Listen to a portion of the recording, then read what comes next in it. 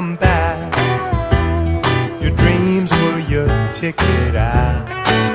Welcome back to that same old place that you laughed about.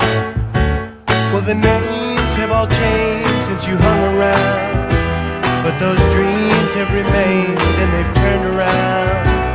Who'd have thought they'd lead ya? Who'd have thought they'd lead ya? Back here where we need ya. Back here where we need ya. Yeah, we tease him a lot, 'cause we got him on the spot. Welcome back. Welcome back. Welcome back. Welcome back. And now back to your regularly scheduled program. There's a humility in Bach.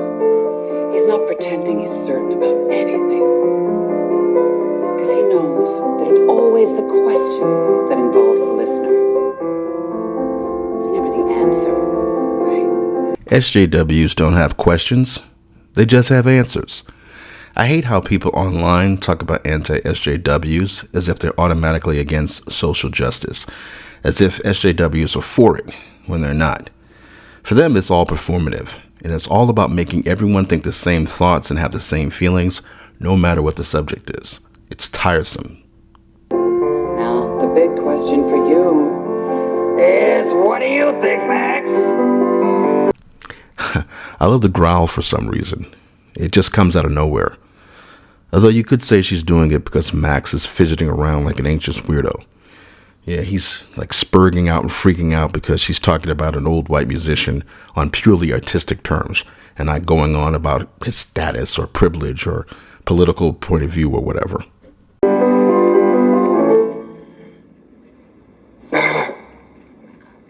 You play really well.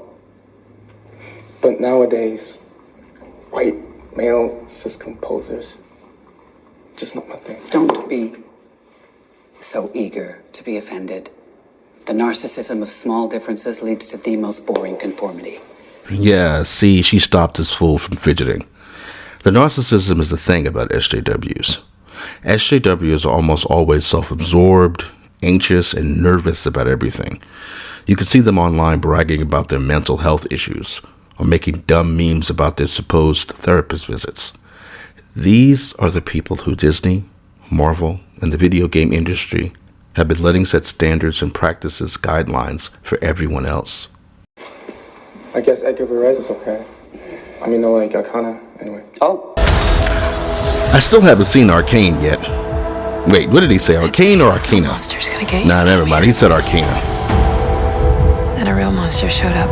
Well, then you must be aware that Varese once famously stated that jazz was a Negro product exploited by the Jews. Didn't stop Jerry Goldsmith from ripping him off for his Planet of the Apes score. It's kind of a perfect insult, don't you think? Going by this clip in the trailer, this movie, Tar by Todd Fields, it looks interesting. I like how raw and earthy Cate Blanchett's performance is with her grunts and growls. It's almost sensual. Like the way she rubs her chin against her shoulder when Max tells her playing is beautiful. But you see, the problem with enrolling yourself as an ultrasonic epistemic dissident is that if Bach's talent can be reduced to his gender, birth country, religion, sexuality, and so on, then so can yours. Then so can yours. This clip's been making the rounds on YouTube lately. It's being framed as Cate Blanchett destroys woke Hollywood. But it's really just this character she plays. In real life, she's probably a huge SJW. But the thing is, if you're an artist, you want to play interesting characters. You don't care if the story or the character or even the original creator is problematic. You want to do something complex and interesting. So I'm sure she agrees with this, just like Emily Blunt when she said in an interview recently that she has no interest in playing scripts with characters described as strong female leads because they're boring as fuck. Now, someday, Max, when you go out into the world and you guest conduct for a major or minor orchestra, you may notice that the players have more than light bulbs and music on their stands. They will also have been handed rating sheets, the purpose of which is to rate you. Now, what kind of criteria would you hope that they would use to do this? Your score reading and stick technique or something else? For SJWs, art is not meant to be entertaining, exciting, challenging, or even shocking. Art is activism. It's propaganda. They just want to extend the hive mind. It's all about representation and worshiping the most extreme views on minorities, even if it doesn't make any sense. In fact, the less sense it makes, the more they lose their shit when you just don't accept it. All right, everyone. Using Max's criteria, let's consider Max's thing. In this case, Anna Boabaz-Dottir. Now, can we agree on two pieces of observation? One, that Anna was born in Iceland, and two, that she is, in a, I don't know, Waldorf teacher kind of way, a super hot young woman. Show of hands. All right, now let's turn our gaze back to the piano bench up there and see if we can square how any of those things possibly relate to the person we see seated before us. The reason SJWs hate debate bros so much is because they don't like having their obvious BS pointed out to them. That's why they're always so afraid of people being radicalized into becoming far right whenever someone complains about race swapping or gender bending. Zealots are the most insecure believers. Where are you going? You a fucking bitch.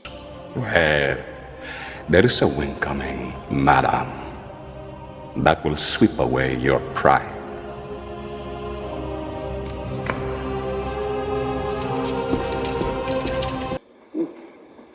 And you are a robot. I too can command the wind, sir!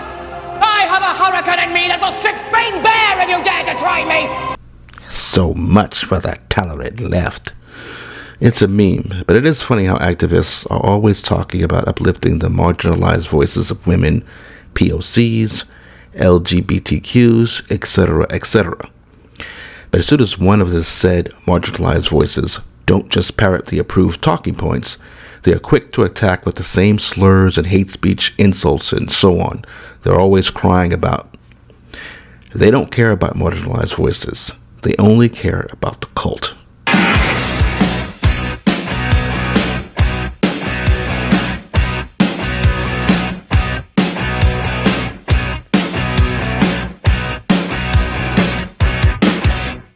Hopefully, and it's a fragile hope, scenes like these and interviews from people like Emily Blunt may get more people in Hollywood to push back against this bullshit activism that we're dealing with now. I mean, unfortunately, the architect of your soul appears to be social media. You want to dance the mask, you must service the composer. You got to sublimate yourself, your ego, and yes, your identity. You must, in fact, stand in front of the public and God and obliterate yourself.